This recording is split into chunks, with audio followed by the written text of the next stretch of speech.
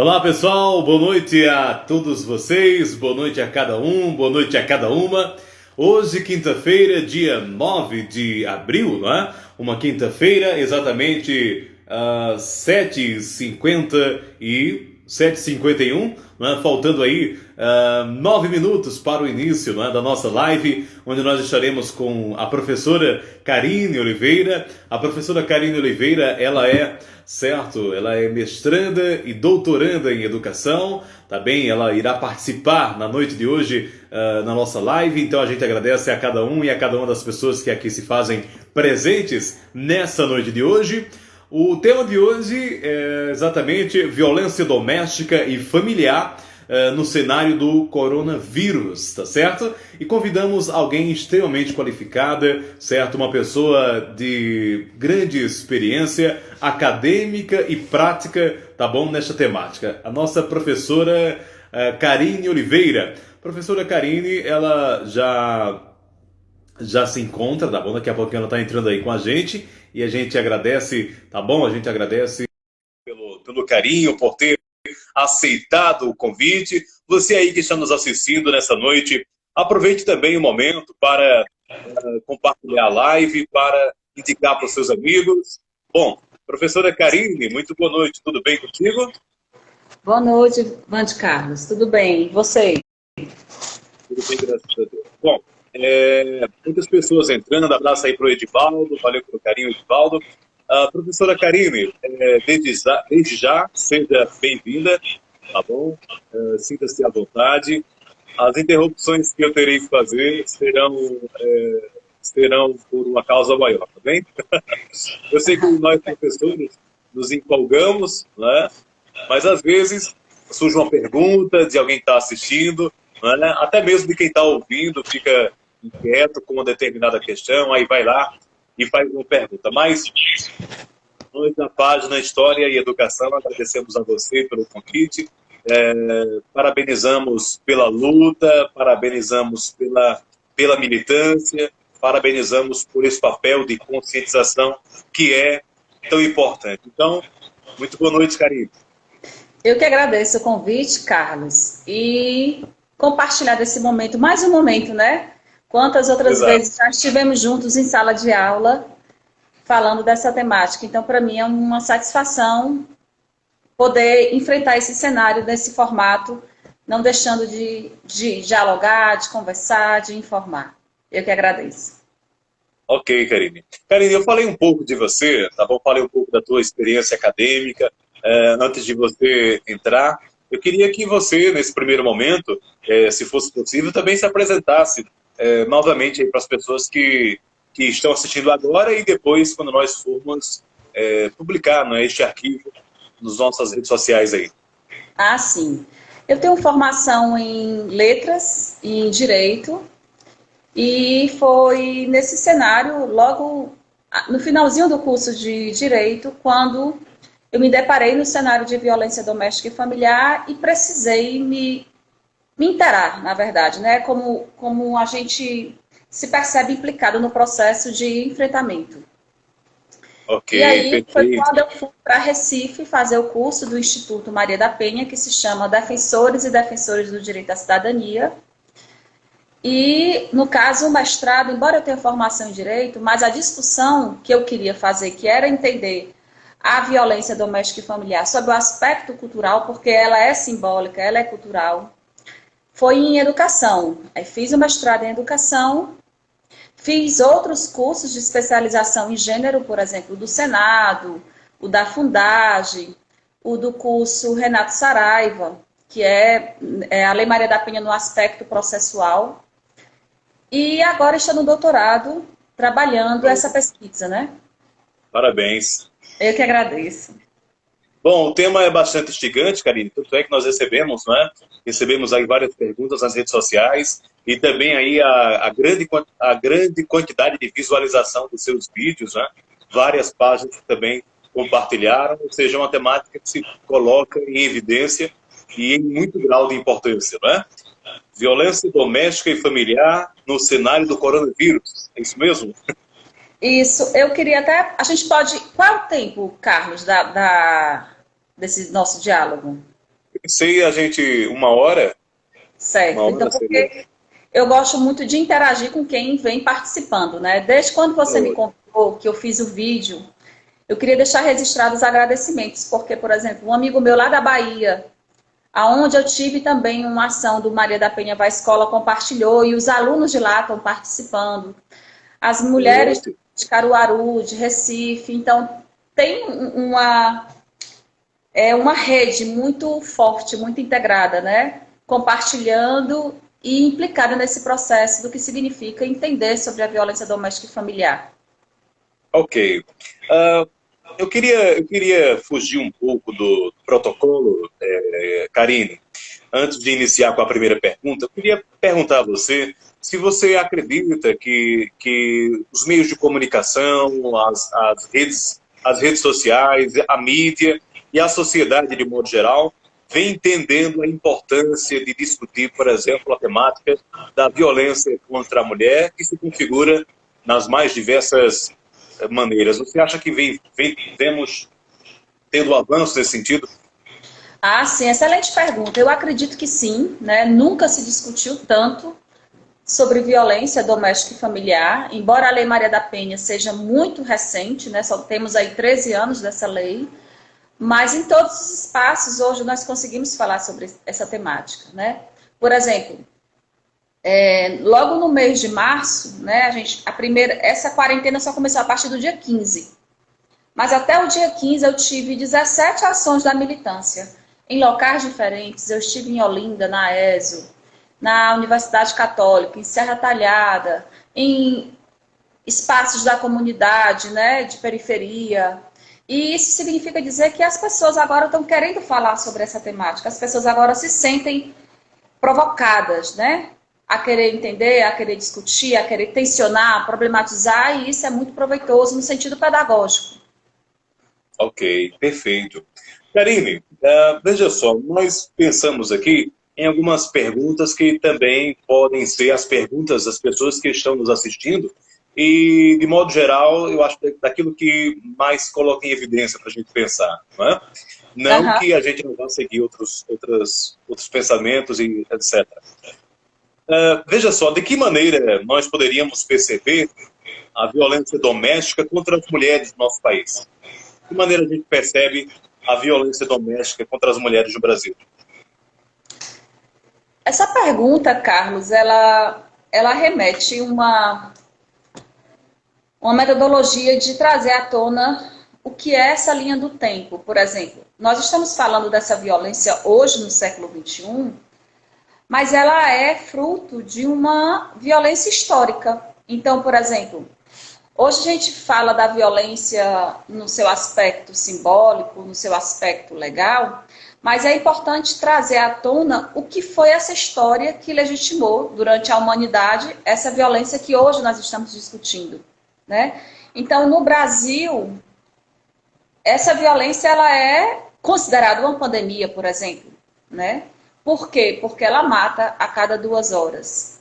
Ela é considerada uma pandemia porque a cada 2 minutos uma mulher é vítima de violência. Ela é considerada uma pandemia porque a situação só veio ser discutida agora. Então, o Brasil é um país que apresenta números de mortes, considerado números de guerra, de tanta violência contra a mulher. Não é à toa que ele é o 5º país do mundo que mais mata a mulher de violência doméstica e familiar. Ok, então no caso, os índices de violência, os índices da quantidade do número de casos, colocam em evidência a quantidade de mulheres que continuam sofrendo violência doméstica, é isso? Isso. Eu gostaria toda hora de estar falando quem está entrando. A gente pode falar? Claro, fica à vontade. Ai, que maravilha, estou reconhecendo aqui as alunas. Isso, exatamente. Por exemplo, Pois não. Só me dá licença. Você, no seu Instagram aí, na sua rede social, também está transmitindo? Está tudo ok por aí? Tá sim. Ok, tá bem, fica à vontade. A questão da violência, no sentido do que é essa pandemia, é porque a gente não exatamente por ser uma lei muito recente, né, de apenas 13 anos, as pessoas entendem que a violência doméstica e familiar só é a violência física. E não é. A Lei Maria da Penha, no seu artigo 5º, no artigo 7º, traz as 5 formas de violência.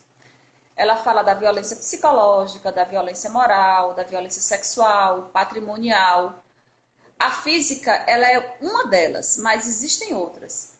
E, por exemplo, mesmo a Lei Maria da Penha com 13 anos de existência, as pessoas não entendem o que significa.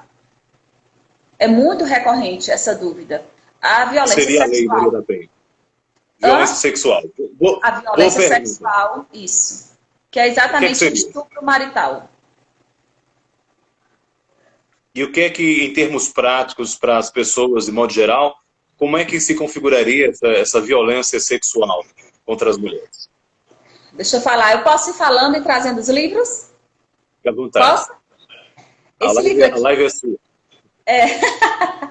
Esse livro aqui é o próprio livro de Penha, né? Sobrevivi, Posso Contar. Eu recomendo a leitura dele. E para onde eu vou, é cheio de marcadores, ó. Para onde eu vou, eu ando com ele. E aí ela fala. Deixa eu só trazer aqui. Tá tudo separado aqui. A lei fala. Tem uma pergunta de um aluno. Ele perguntou o que é violência matrimonial. Eu acho que depois você... Isso. Matrimonial. Patrimonial. Ela colocou aqui matrimonial. Que não, talvez ela esteja falando da violência sexual, que é a violência do matrimônio, no caso entendeu? Que eu vou falar agora. Então, no artigo 7º da Lei Maria da Penha, ela fala da violência física, psicológica, sexual, patrimonial, moral. Como é que essas violências elas se materializam? A violência física é aquela violência que deixa marcas no corpo, né? Um tapa, um beliscão, tudo que deixou cicatriz, ela é física. A psicológica, diferentemente, adorei esse exemplo, foi uma senhora da zona rural que disse assim: doutora Carinha, a violência psicológica é aquela que deixa marcas na alma. Eu disse exatamente essa. Ela não vai deixar marca nenhuma no teu corpo, contudo, ela vai atingir a tua autoestima. É aquela ofensa que vai te deixar mal, te deixar triste, te deixar angustiada. E a natureza dessa violência ela é tão cruel porque você escuta uma ofensa de uma pessoa que você ama, que é a característica da violência doméstica e familiar, ela ser perpetrada entre pessoas do âmbito doméstico e familiar.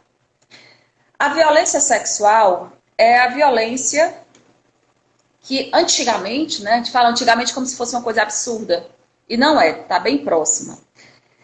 Se entendia, né, porque era obrigação legal, a mulher satisfazer a lascívia do homem. Então era obrigação da mulher atender a lascívia do homem.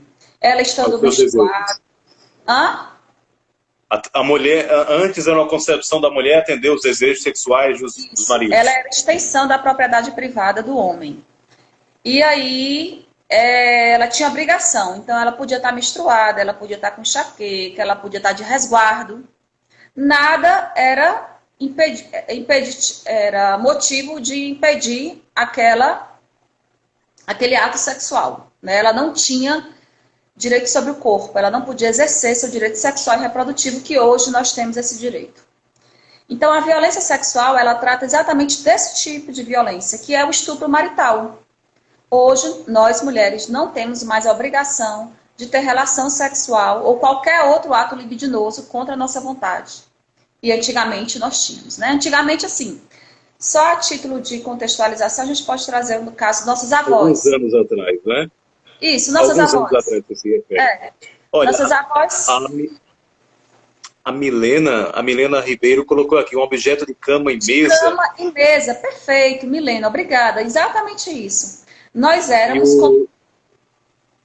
Pode ficar à vontade, pode falar. Eu só ia falar de outro comentário aqui do nosso colega Jailson. Ele é contador aqui na nossa cidade. Ele colocou aqui, uma amiga minha chamou de agressões mentais. É a violência psicológica, né? Isso. Ela é a violência verbalizada no sentido de insulto e ela atinge a tua autoestima.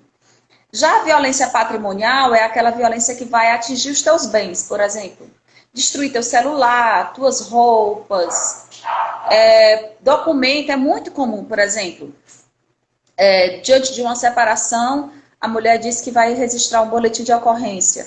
E aí o autor da violência aproveitar a ausência da mulher e quando ela volta, ele já tem queimado as roupas, rasgado os documentos, né? Então, essa violência contra os bens é a violência patrimonial.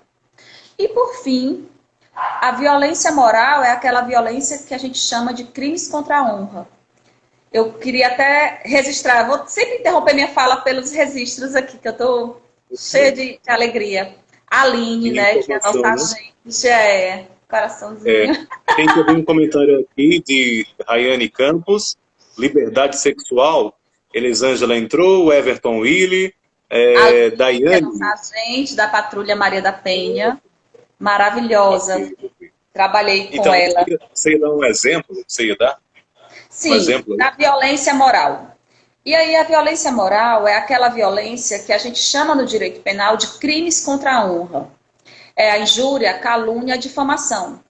É muito comum, e ainda hoje, veja como é estranho falar sobre isso. A gente está no século XXI, mas vivendo aspectos de costumes do século XVIII, por exemplo, do século XIX.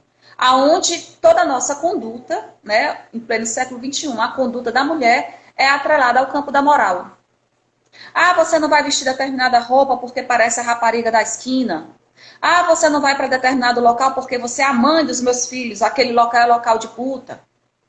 E aí a conduta da mulher é associada ao campo da moral, e aí vem o que a Lei Maria da Penha chama de violência moral.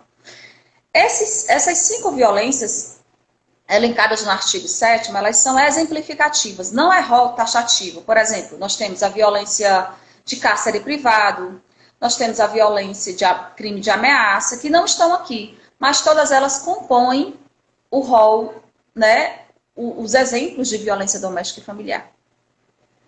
Ok. Karine, me diga uma coisa. Em cidades com maior número de pessoas e uma escolaridade mais elevada da população, os índices, pelo menos os índices registrados de violência contra as mulheres, tendem a ser os mesmos, menores, até maiores? Você tem algum dado nesse sentido? Cidades que têm, regiões que têm uma escolaridade mais alta, violência familiar contra as mulheres tende a ser maior, menor, o nível é equiparado? Entendi. Essa sua pergunta, ela é interessante porque ela associa o imaginário do senso comum, associa violência à questão de informação, como se fosse linear, e não é. É um equívoco de senso comum. A violência doméstica e familiar, ela está permeada em todos os lares, né? Mesmo sem a gente pensar, a gente reproduz essa violência. Então, ela não está atrelada.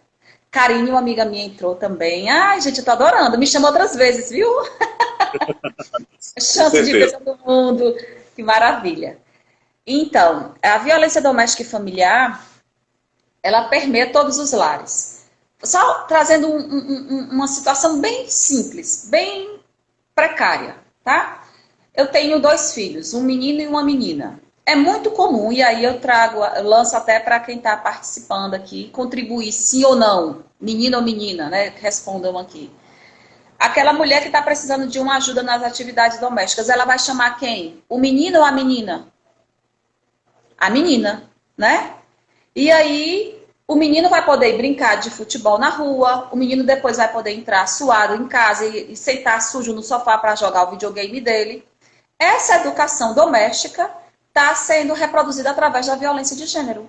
Porque está tirando da menina, mesmo nova ou adolescente, criança ou adolescente, a situação de viver a sua infância. E coloca o homem na condição de exercer uma atividade da qual a mulher foi privada. Então, mesmo... Karine. Pois não. Desculpa a interrupção. Veja só. Você falando essa temática, eu lembrei de um sociólogo brasileiro... Deixa eu registrar aqui. Uma disse assim, concordo, tenho que mudar isso aqui em casa, tá vendo? Obrigada e parabéns pela implicação, né, Eunice? Eu acho que foi por isso que eu fiz o mestrado e estou fazendo doutorado em educação. Não é uma questão de ter ou não ter lei. O Brasil é um dos países que mais tem leis no ordenamento jurídico. A questão é esse processo de implicação do problema. Consciência, né? Consciência, né? O que é que eu posso fazer para mudar essa realidade? Muito bem. Libiane entrou também. Libiane, seja bem-vinda. Amiga minha lá do Salgado. Aí vou passar a noite todo dia aqui, viu? Não vai ser só uma hora, não.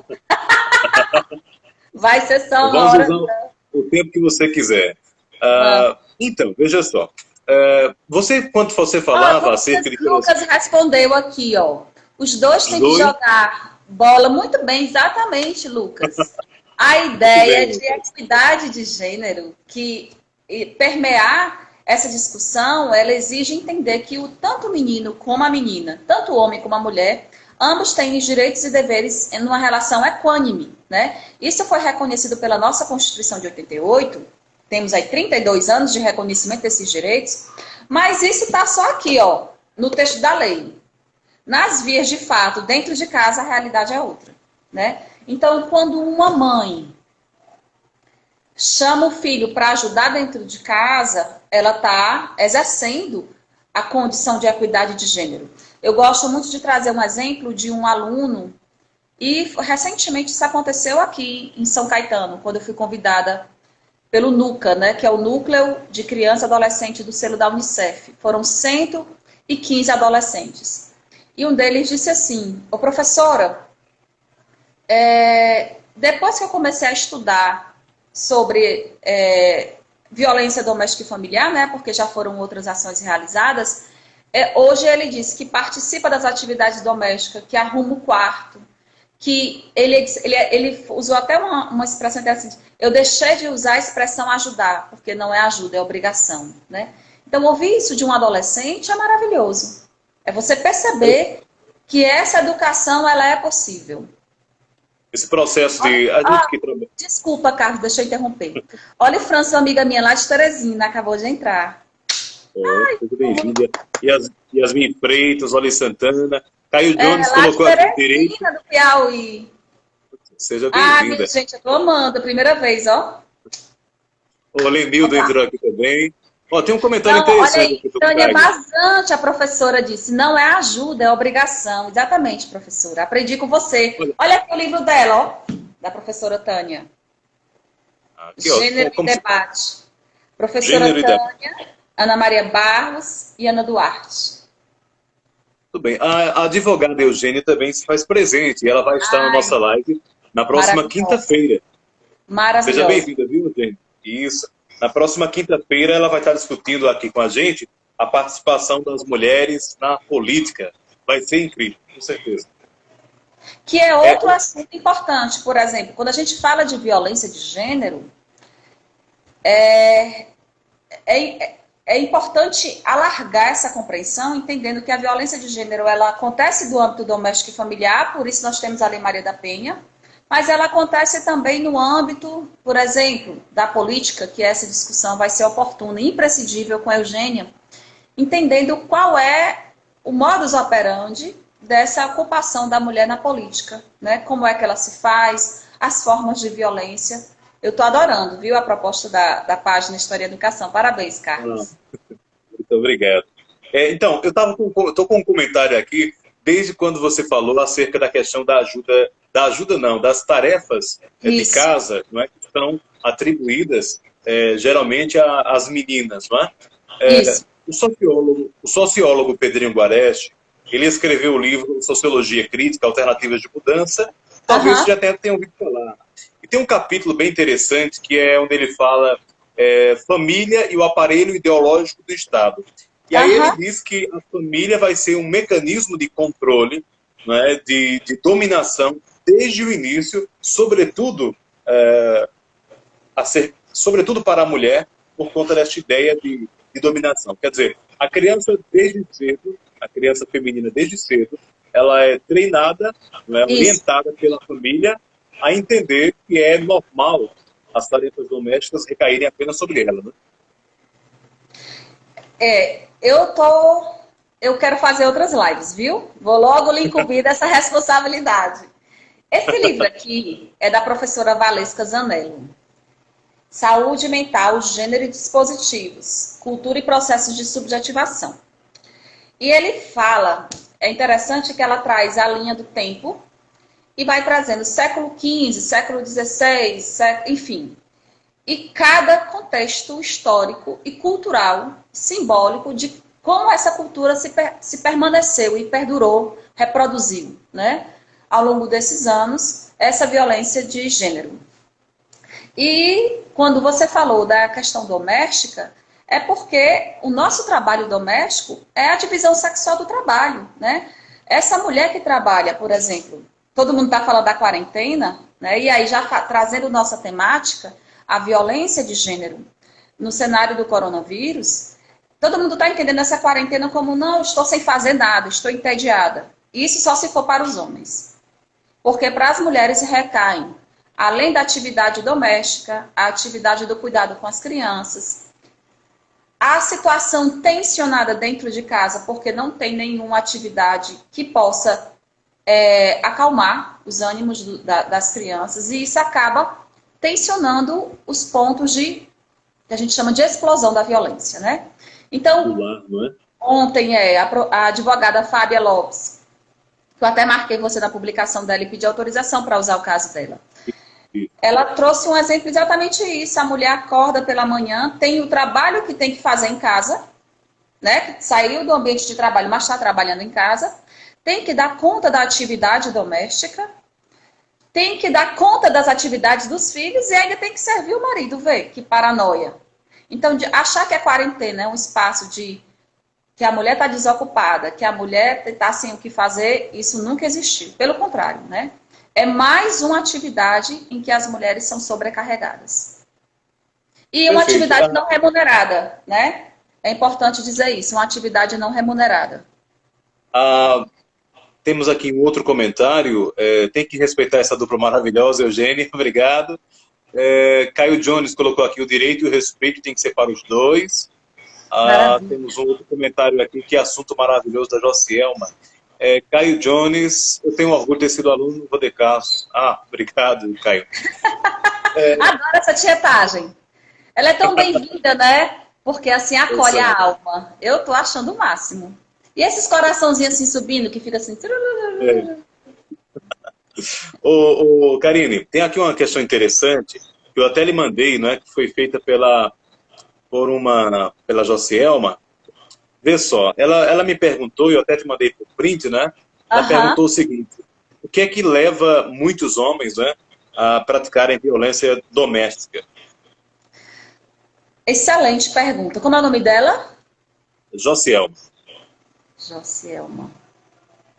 Josielma, veja, sua pergunta, ela elucida uma outra temática que é a masculinidade tóxica. Por exemplo, assim como a gente falou antes, que a mulher foi educada dentro do âmbito privado, nas atividades domésticas, o homem foi educado desde criança nos espaços públicos, nos espaços de poder e deliberação.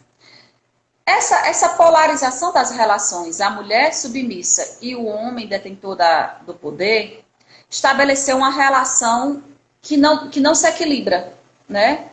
E acabou sendo operada pela violência. Como isso acontece? Por exemplo, esse menino que está brincando na rua, porventura ele discutiu com um amiguinho dele, voltou para casa com o brinquedo quebrado. É muito comum, eu sou do Ceará, de Fortaleza, e aí eu escutava isso demais na minha infância, na minha adolescência, que diz assim, se apanhar na rua, apanha de novo quando chegar em casa, né? Então, veja, desde muito cedo, esse menino que está sendo educado já aprende a resolver os problemas através da violência. A violência acaba sendo resolução de conflito, né? Por meio da violência. É muito pouco provável uma educação que promova o diálogo, que eu particularmente nunca conheci na minha geração. Eu conheço nos dias de hoje filhos de mães feministas, de pessoas implicadas nesse processo de educação. Assim, sente aqui, meu filho, vamos conversar. Eu conheço poucos homens que foram educados assim. A maioria são educados através do tapa, de beliscão, de ter que resolver e já trazer o problema resolvido. Então, esse tipo de masculinidade que foi operada através da violência, ela se repete na sua fase adulta. Então, esse homem, quando está bêbado em outro local público, quer mostrar qual é o mais homem dos dois. É muito comum. Você, homem no meio da rua, numa festa pública, discutir bêbado. Para o quê? Para mostrar quem é que está com a razão. Né? Ou outra característica dessa masculinidade tóxica. Homem ficar dizendo quantas mulheres pegou. Para poder mostrar que aí é um dito popular que diz assim, prendam suas cabritas que o meu bode está solto.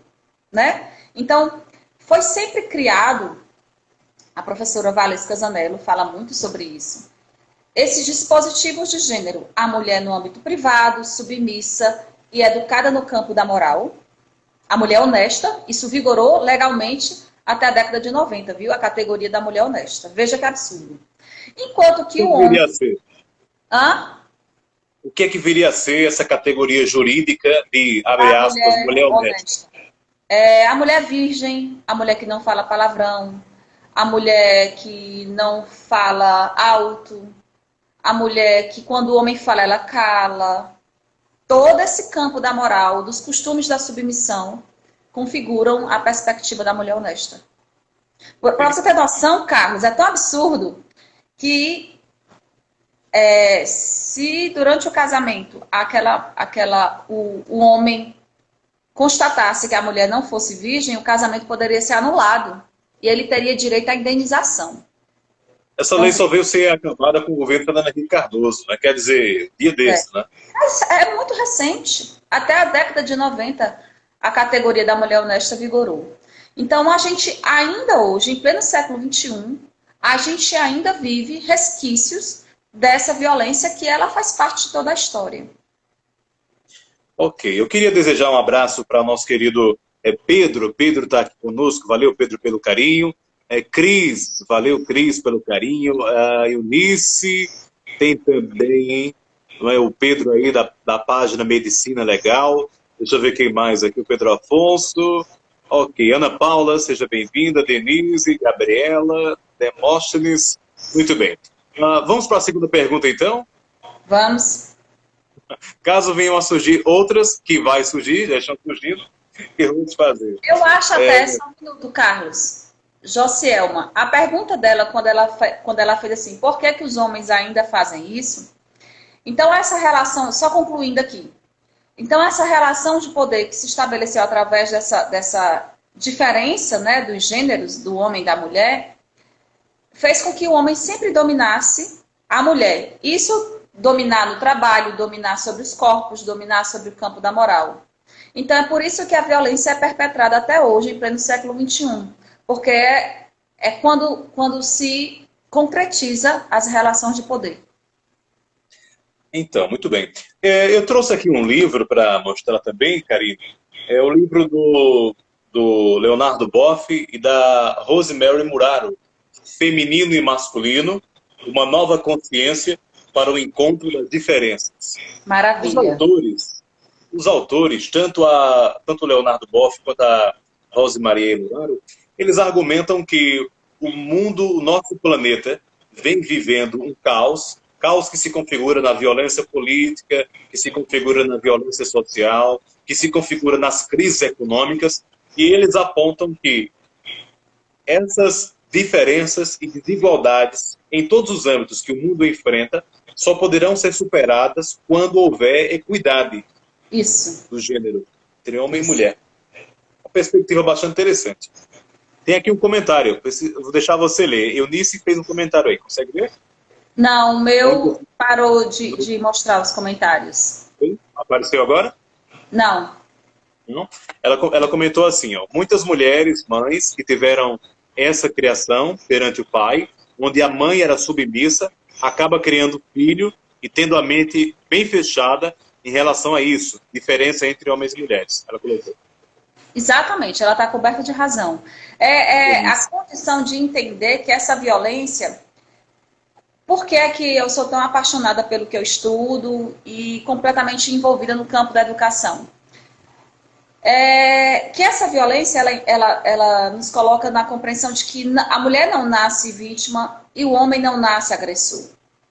Essa violência se perpetua porque ela está nas relações de gênero. Então, a gente acaba reproduzindo mesmo sem pensar.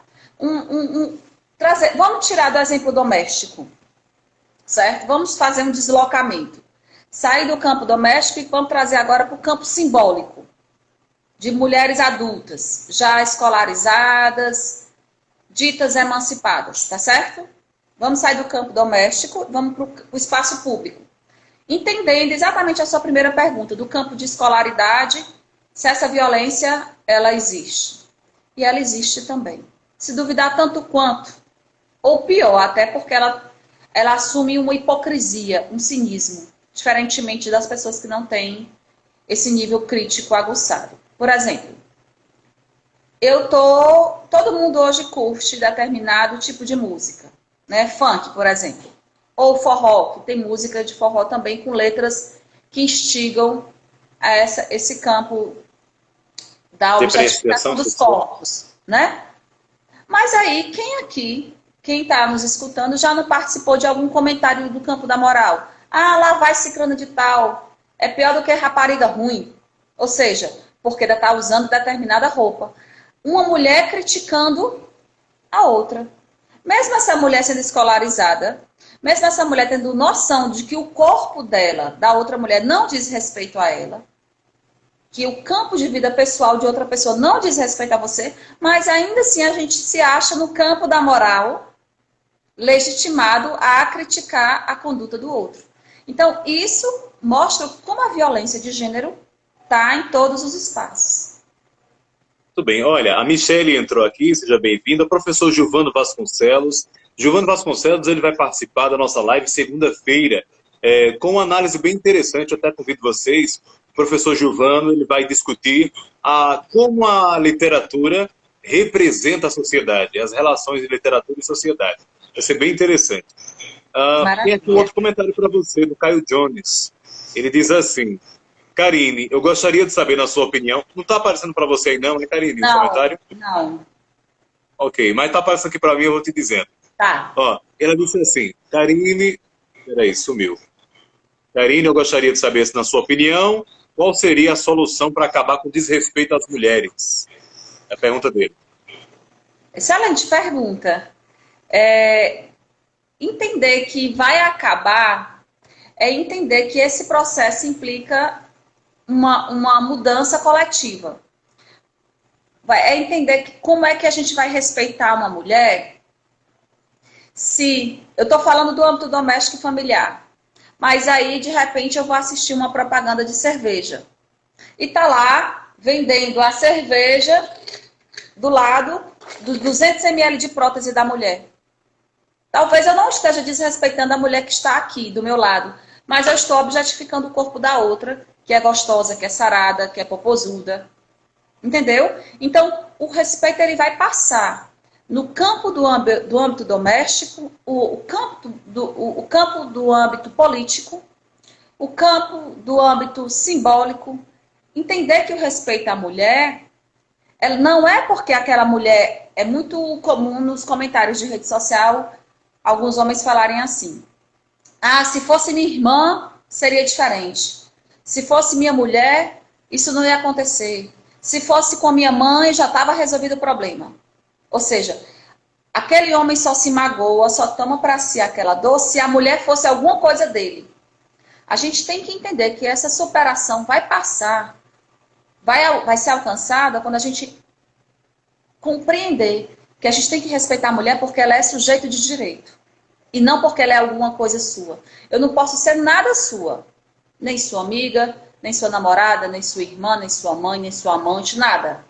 Mas eu sou sujeito de direito e por isso, por si só, eu já mereço respeito.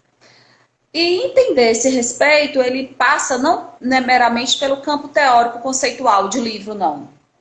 Ele passa pelo campo da prática, né? uma cantada no meio da rua, um comentário, uma piada que nunca foi piada, né? É importante entender isso.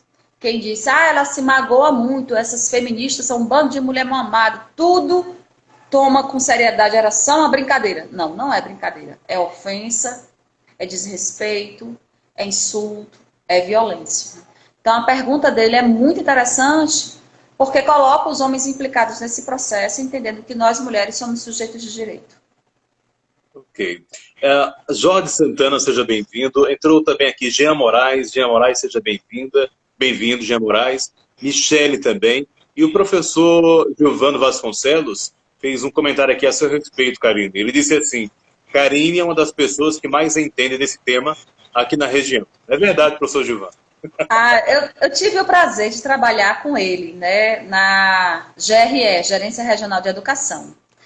E na época, nós participamos da comissão de avaliação do plano estadual e do plano municipal, né, discutindo exatamente os aspectos de gênero e sexualidade no currículo.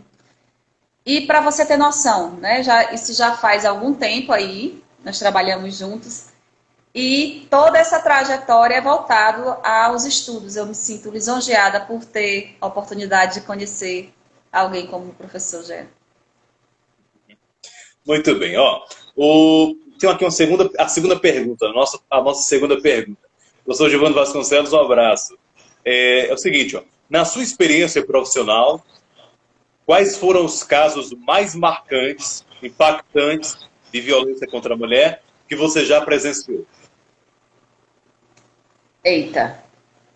Cite aí 2. Vou tentar, né? É importante deixar, antes de trazer os casos, trazer os princípios, né? Eu era usuária do serviço, que passei a ser coordenadora durante 3 anos. Então, eu sou profundamente envolvida, implicada e apaixonada pela equipe do Centro de Referência da Mulher. Eu gostaria de deixar isso registrado aqui em público, né? A equipe de lá, assistente social, a psicóloga, a advogada, a coordenadora, a recepcionista, os seguranças, a equipe toda é uma equipe que, para mim, é identitária, né? Foi uma equipe que me acolheu, eu fui vítima de violência, eu fui acolhida pelo equipamento em 2011, e em 2017 fui chamada por Perpétua Dantas, que na época era a secretária da Mulher, para ser coordenadora. Então, esse trabalho foi um trabalho de muita implicação pessoal, política e poética. E lá no Centro de Referência da Mulher, eu não vou poder citar nomes, porque a gente trabalha com o princípio do sigilo. Somente um dos casos é público, assim como o meu, e aí o caso dessa mulher já é noticiado, né? Mas as demais são discutidos e acolhidas em segredo, né? Em princípio do sigilo. E 2 casos, assim, que nós temos, esse primeiro, ela viveu 36 anos em cárcere privado, ela teve 12 filhos do pai. E dos 12 filhos do pai, sobreviveram 5, né? E essa mulher, ela não pôde estudar, essa mulher, ela não teve vida, essa mulher não teve sociabilidade com família, essa mulher foi privada de todos os seus direitos fundamentais. Então, até hoje, falar desse caso é um caso que me trava, né, completamente, eu fico. Porque a gente aprende nesse trabalho que não existe termômetro para dor. Não é porque uma mulher sofreu uma violência psicológica e a outra sofreu a violência psicológica e moral que uma que sofreu mais, sua dor vai pesar mais, né? A gente entende que cada mulher tem o seu cenário de dororidade, como a gente chama. Então, esse caso é um caso emblemático, né, de extrema violência. É um caso que se duvidar, é o caso de maior complexidade pelo Centro de Referência da Mulher de Caruaru. Já passaram mais de 2.000 mulheres, né? Então, falar disso, para mim, me enche a alma, porque eu tenho uma relação de amizade com elas. Eu não fui coordenadora eu não fui usuária e depois coordenadora, não. Eu sou mulher que é fruto dessa política pública. E outro caso bem delicado também. Então, antes de você passar para o segundo caso, mais marcante de violência contra a mulher que você já presenciou, no caso, você conheceu e teve que auxiliar e ajudar no processo uma mulher que passou 36 anos em cárcere privado e que teve 12 filhos que foram vítimas de abuso sexual do seu próprio pai. Isso. Isso. E dos 12 filhos sobreviveram apenas 5. E ela hoje se encontra bem? Como ela se encontra? Não. Eu, particularmente, como pesquisadora e mulher vítima dessa violência, eu não consigo entender que a gente fica bem. A gente não supera a violência no sentido de estar bem. Ou dizer que esqueceu o passado. Não, a gente aprende a lidar. A gente aprende, exatamente, a gente aprende a lidar com aquela dor ressignificando. Né? Que é esse processo de enfrentamento que nós estamos, por exemplo, fazendo agora, um momento pedagógico sobre a temática, né? Então, essa mulher, hoje ela vive na zona rural, ela é uma mulher emblemática, né? Eu tenho profunda admiração, né? Eu posso falar o nome dela, porque o caso dela é público, é Dona Severina, o nome dela. Segundo caso? Não, o primeiro caso ainda. Você perguntou como é que ela está hoje, né? É isso. E aí ela vive lá junto com esses 5 filhos, hoje todos são adultos.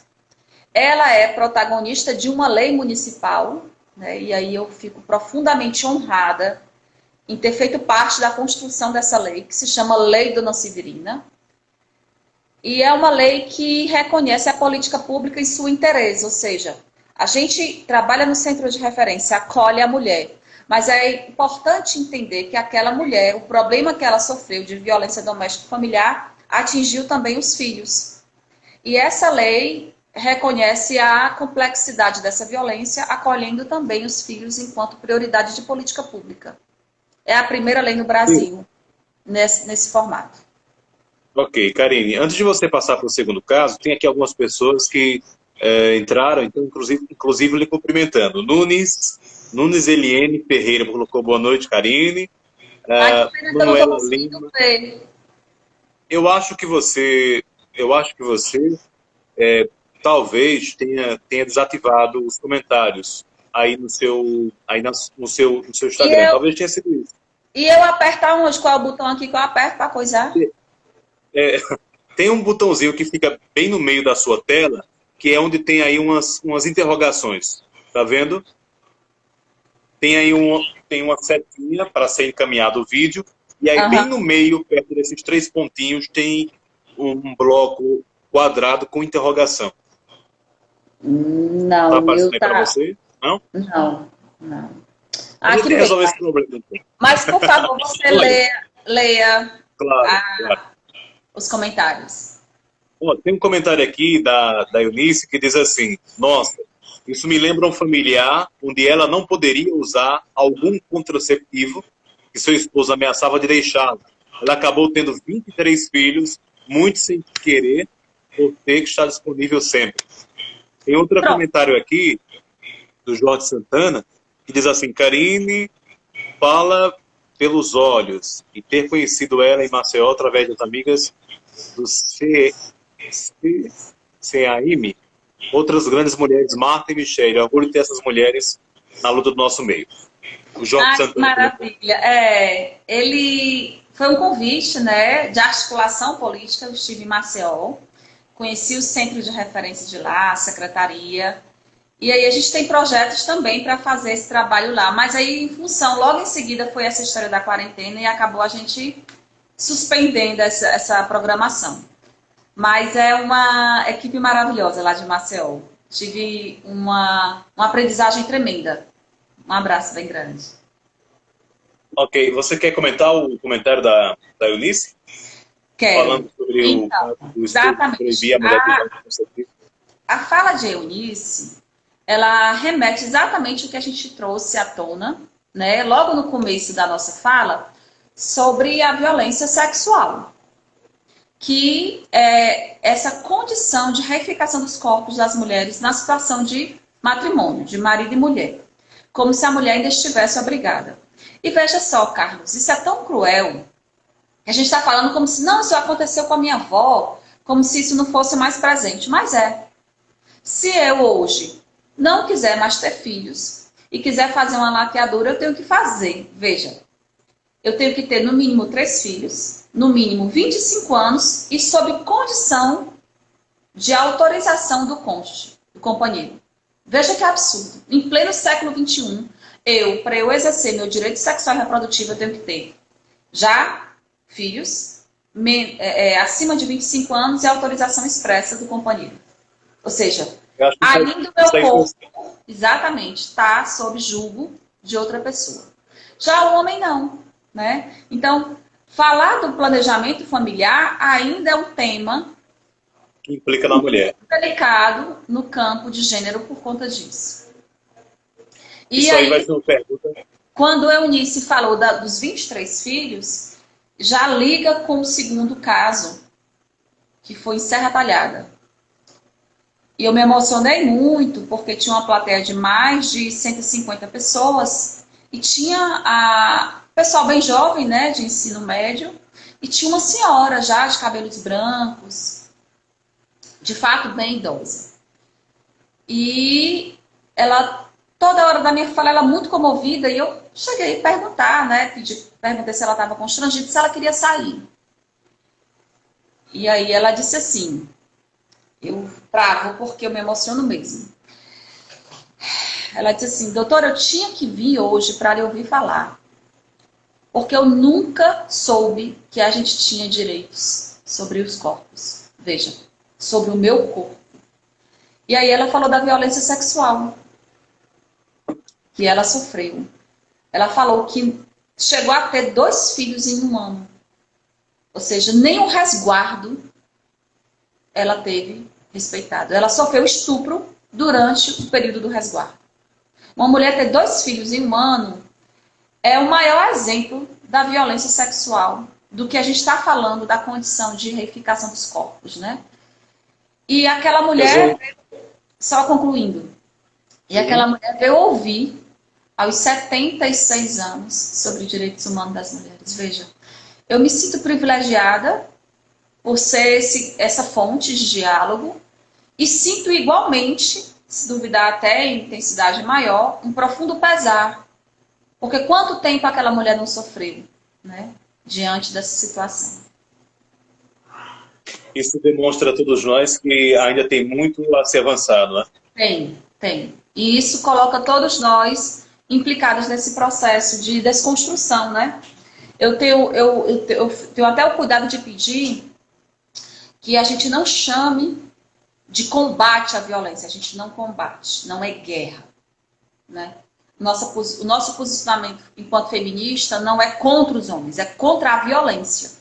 Então, o nome adequado é enfrentamento e não combate. A Rosário Leite entrou. Seja bem-vinda também. O Gilvano Vasconcelos, o professor Gilvano Vasconcelos, ele perguntou o seguinte, gostaria de saber como Karine vê os efeitos da Lei Maria da Penha aqui em Caruaru. Sou suspeita de falar. Caruaru é uma cidade privilegiada porque dos 184 municípios do estado de Pernambuco, só 10 têm rede de enfrentamento. Veja, 184 municípios do estado de Pernambuco, certo? Vá observando como a escala vai caindo. 184 municípios. Dos 184, 20 municípios têm centro de referência. Desses 20, somente 10 têm rede de enfrentamento. O que é rede de enfrentamento? É a Delegacia Especial da Mulher, com a doutora Gimena. É vara especializada com o doutor Idemar. É CRAS e CREAS, junto à Secretaria de Desenvolvimento Social e Direitos Humanos. A Secretaria da Mulher, junto ao Centro de Referência, que é a Violência Doméstica e Familiar, e ao próprio Balcão da Mulher, com outras formas de violência. É Conselho Tutelar. Então, essa estrutura de equipamento somente dos 184 municípios, somente 10 tem essa rede. Então, Caruaru é uma cidade privilegiada porque todos os equipamentos funcionam de forma integrada. E para a gente, né, eu falo a gente porque o fato de eu não estar na gestão não significa que eu não esteja implicada com o processo. Hoje mesmo eu estava falando com o doutor Eudemar, que é o juiz, tirando uma dúvida, porque a Lei Maria da Penha já foi alterada agora no mês de abril, né? E aí eu estava estudando e recorri ao doutor Eudemar para tirar uma dúvida. E continuo nesse circuito. Muitas das vezes as mulheres ainda ligam para mim, porque a gente estabelece, há profissionais que entendam que não é ético estabelecer vínculo. Eu, particularmente, não consigo entender isso. Pelo contrário, eu sou contra isso. Muitas das mulheres que foram acolhidas no equipamento são minhas amigas pessoais, né?